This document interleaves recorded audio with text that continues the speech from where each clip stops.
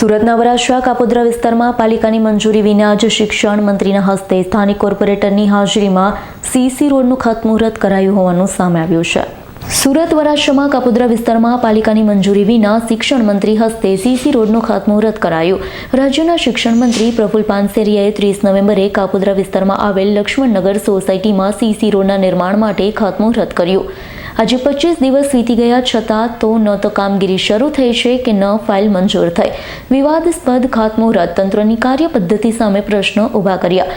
મંત્રીએ મંજૂરી વિના ખાતમુહૂર્ત કરી રહીશોની સમસ્યા વધારી છે।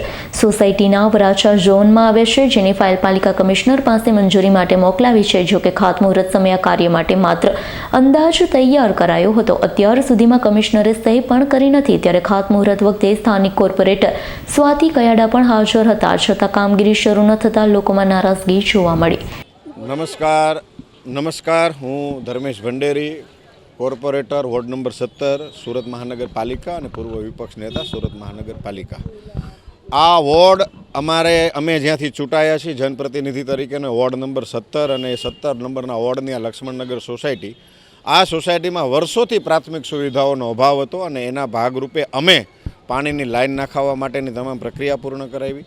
સોસાયટીના સભ્યોને સમજાવીને સંકલન કરાવીને પાણીને કનેક્શનો લેવડાવ્યા અને ત્યારબાદ સીસી રોડ મંજૂર કરવા માટેની આખી ફાઇલ ઝોનમાં મુકાવડાવી અને એ રોડ મંજૂર થઈ જાય ત્યાં સુધીના જે ફોલોઅપ લેવા પડે એ ફોલોઅપ અમે દોડીને લીધા અને રોડ અંતે એ મંજૂર થયો।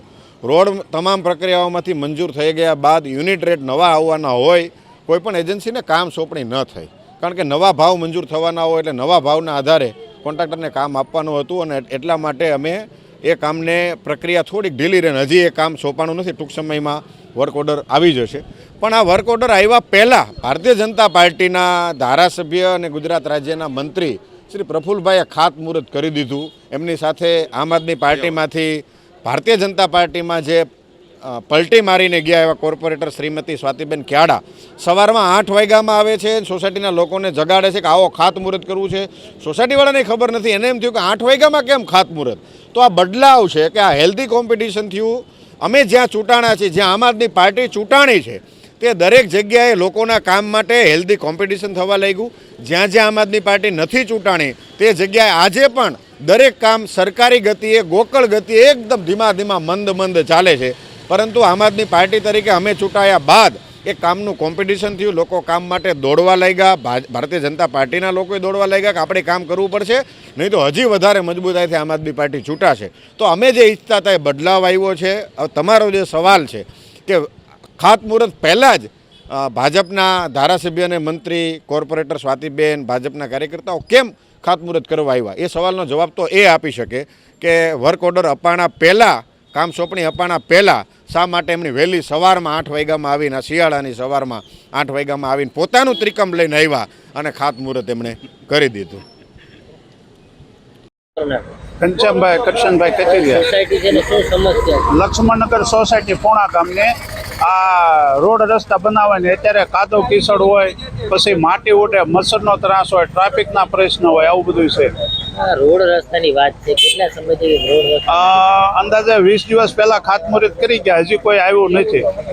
ફોન કરવી ત્યારે એમ કે 8 દિવસમાં 10 દિવસમાં કામ શરૂ થાય છે।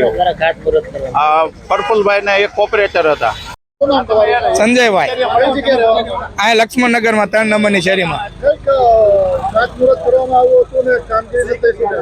હવે મુહૂર્ત કરી ગયા છે, એવું કહે છે કે તમારી કન્ફર્મ મંજૂરી આપી દીધી છે, મુહૂર્ત કરી ગયા છે, પણ હજી કોઈ કામ ચાલુ કરવામાં આવ્યું નથી। ઘણો ટાઈમ થઈ ગયો છે એનો, પણ હવે ઓલા કે એમાં શું છે, તકલીફ પડે છે, હજી કોઈ આવ્યું નથી। રસ્તા એટલા ખરાબ છે।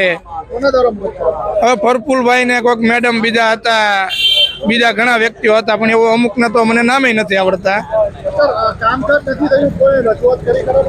હવે રજૂઆત તો હવે બહુ ખ્યાલ નથી, પણ એવું કીધું હતું કે કામ તમારું થઈ ગયું છે, મુહૂર્ત કરી ગયા છે, હવે ટૂંક સમયમાં તમારું કામ ચાલુ થશે, પણ હજી થયું નથી કાંઈ। Bureau report S9 news Surat. અમારી તમામ માહિતીથી અપડેટ રહેવા માટે જોડાયેલા રહો S9 ન્યૂઝ સાથે।